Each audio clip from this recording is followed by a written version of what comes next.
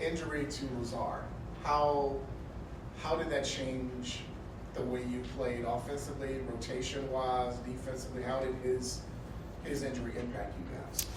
Yeah, I mean, a huge one, right? Like, he was definitely somebody that they, listening to them and even talking to them, a little before and then after the game, like they were very concerned about and had game planned a lot for him. So, shows you his importance to what we're doing. It does because, the way that, especially with the way they play defense, playing that matchup zone, now it's one less guy that they have to go out and really stretch out to kind of open up the floor.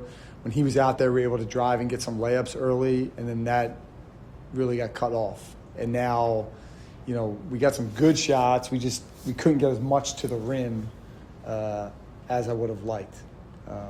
Off of his cutting, his ability to cut, but just off of his ability to now that five-man's got to step out a little bit and get out to those corners or get out to the wings, where, Fern brings a different set of skills, but they don't have to worry about him as much on the perimeter. They weren't really going out there. They were leaving him out there. So now, it does kind of not stranglehold your offense, but it definitely, cuts that court down a little more than you'd like. Any update on his status for Wednesday? He should be okay. I mean, he's progressing nicely. Obviously, he went back in. He did turn it again, the same ankle, later in the game. But by all accounts, he should be in most of practice, some of practice today, if not all of practice. And then hopefully, as long as he gets through all of practice tomorrow, it should be fine. Is he fighting to get back out there, too? I remember when I interviewed him in the offseason, he talked about kind of the Serbian upbringing and the toughness and the sacrifice for the badge and everything. Was he lobbying to get back out on the court? He was. I mean, I just thought he was done. I happened to look down at some point in the first half, and his shoe was off and everything. And then at halftime, when I went in there, J-Wall said, all right, he's trying to go because I'm going to see how he does, put him through some sprints and some lateral movement. And, if he's good, you can use him. And I wasn't sure.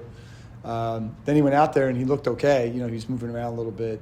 And then obviously turned it again late. And then I didn't – at that point in time, I didn't want to – I think he would have gone in if I said go in. But, I didn't want to turn something that could be a minor thing into a real long-term thing at that point.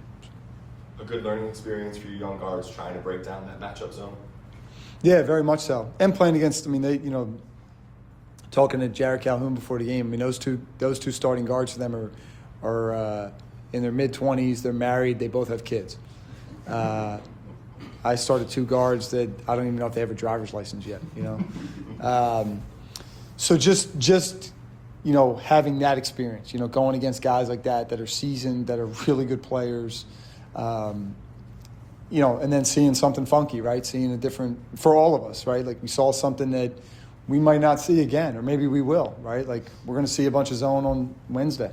So hopefully that's helped us get ready for that. And then, whatever's down the line, non-conference and in league play, if that gave us a look to say, okay, here's some things that we can do against it. Here's some things that are open. Here's some things that we missed that are open. Here's some things we took advantage of. There was certainly some, plenty of learning to do with that. Nick, a team-high 19 points. Were you particularly proud of how he stepped up in that matchup against some more experienced guards on the other side? Yeah, he was out there. He doesn't blink, right? Like, he shows no fear. He knows how to play. He's a good player. He's an aggressive player. He's what we want out of that, out of that spot. So, it doesn't faze him. Again, a guy like that's played super high-level high school basketball, super high-level AU basketball. He's played against everybody, right? Like, you name a name, and you're like, oh, yeah, he played him in high school. He played him in AAU. He's played on this stage, that stage. So, for a guy that's 2 games into his college career, like, he doesn't blink at, oh, we're doing this now. It's just, okay, this is what today is. This is who we're playing against. I got to go bring it. And, he certainly played a big role in us, getting back in that game.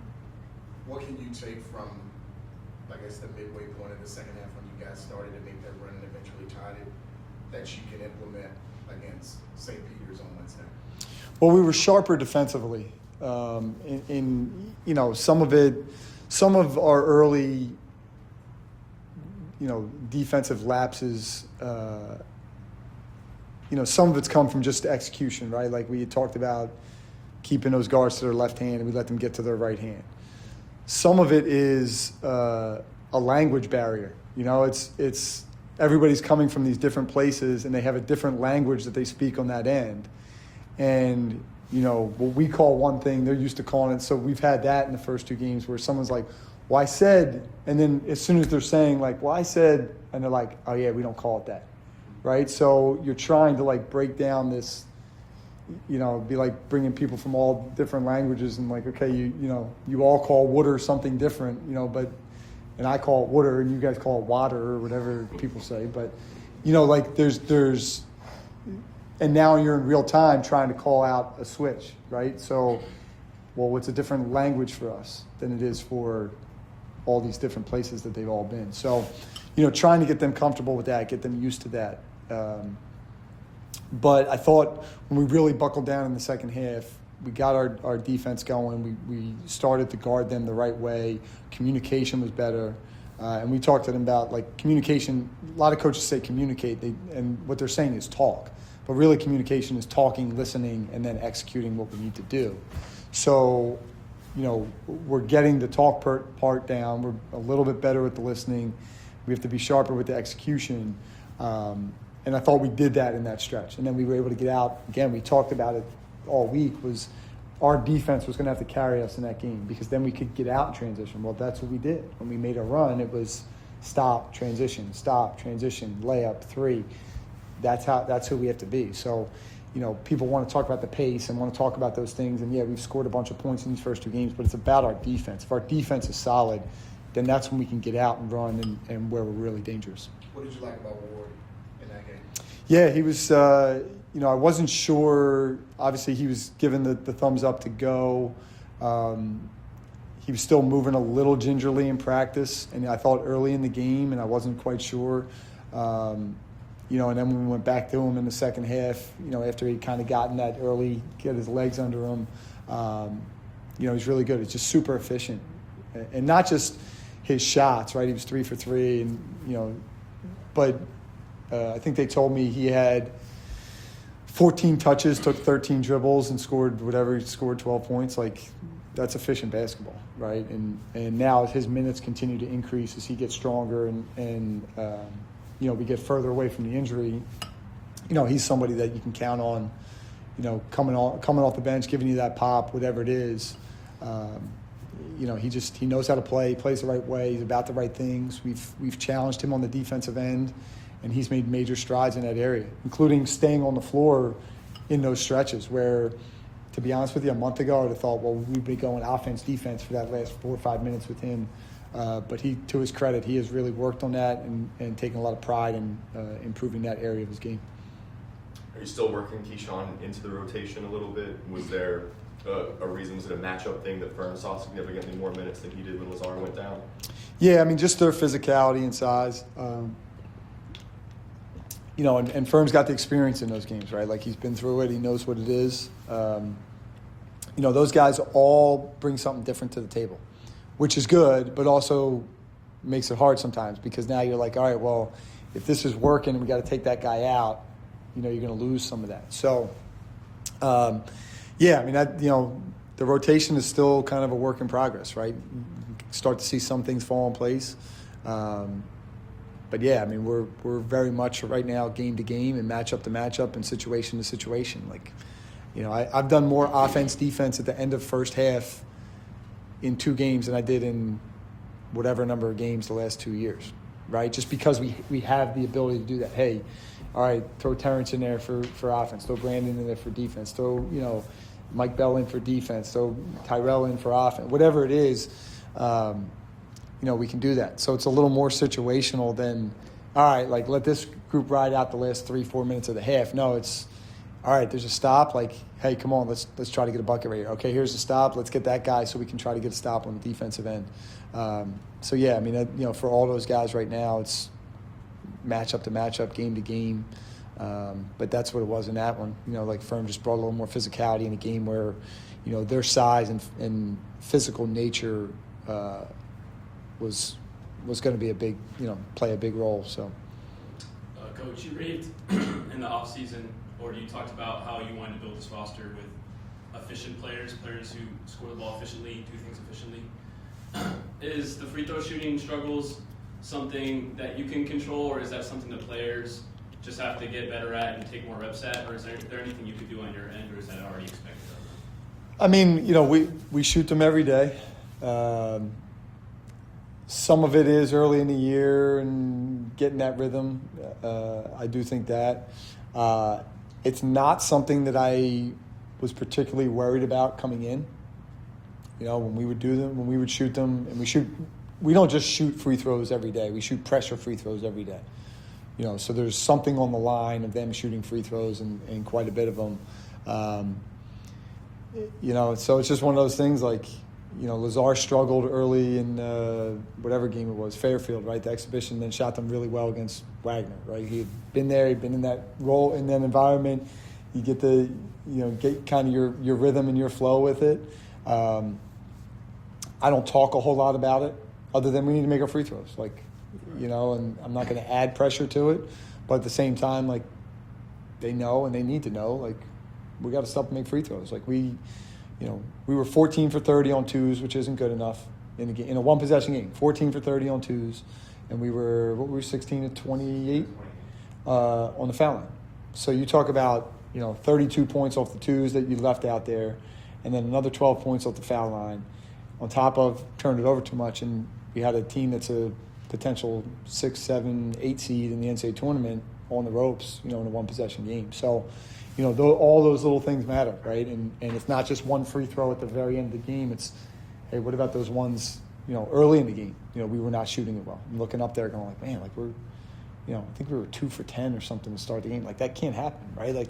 So then they get to build their lead because we're leaving. And again, I'm not saying 10 for 10, but yeah, we should be at 7 or 8 for 10. Now that 9-point lead at halftime is a 4-point lead, and now you're okay. But now when you make your run, now you're taking the lead and extending the lead rather than trying to come back. In the post game, I think you said that run at the end told you were in the right locker room with the right guys. How much can you guys build off of and draw from that for the rest of the season? That, like you said, you had a team that's going to be likely a good seed in the NCAA tournament on the ropes at the end. I don't know what the exact number was, but obviously closed the game really well. How can you use that as kind of a springboard going forward? Yeah, I mean, and before we made the run, I knew we had the right group. Even we were down 18, and the huddles, the way they were talking to each other, no one splintered. There was no pointing fingers. It was like, what do we need to do right now? And them talking amongst themselves. Not me going in there trying to make them believe, but them in the huddles. So I knew then, and I didn't know at that point in time, would we make a run? Could we make a run? But really what it is, and I talked to them about this Saturday when we met, we have, and I will talk a lot about this, you'll probably get sick of this, but we have some guys with their own individual experiences, right? All of us, myself included, right? I can sit in that room and talk to them about a game where we were down 4 with 7 seconds to go and came back and won. Well, that's just a story to them. They weren't part of it, right? We need to build collective experience.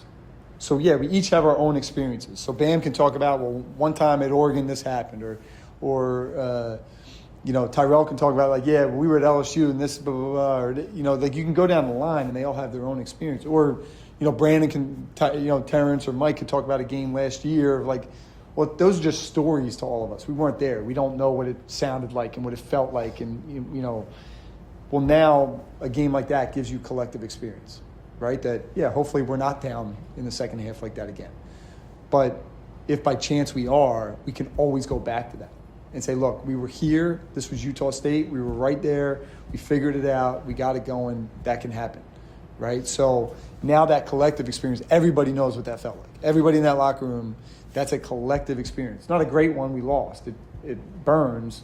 But it's an experience that we all now have to say, okay, we can draw back on that. Rather than me just up there going this one time 10 years ago before any of you even knew what college basketball, that doesn't mean anything to them, right? Like, you can try, it doesn't mean anything to them. But now, when we're in a certain situation and we say, hey, we need to make a run right here, it's Utah State. They know what that means. You talked about the zone earlier in the press conference and unorthodox style they played, and whether someone else is going to play a similar zone down the season or whether they're not. But do you think that helped? Do you think that took away from what you guys are trying to do? Do you think you played more to their style than to your own? And how do you think teams are going to try to throw you guys off of your pace and your style on creating turnovers and causing havoc later on in the season? Yeah, I mean, I don't know. Obviously, it presents a unique challenge playing against a team like that. I feel like the way that we play off of reads and the way we teach offense, it doesn't hinder you as much as, if you're a set team and you just come down and run a set, and you see a team like that, that can hurt you. Again, we turned it over 19 times. We missed too many layups, and we missed too many free throws and scored 77 against that team, who's going to be a top 25 defense in the country. So, I didn't feel like, we played into their hands. Now, we did on certain possessions where, okay, we over-dribbled and they were able to turn us over. Okay, we, rushed a shot we didn't need to rush, things like that, but not necessarily, because of their defense.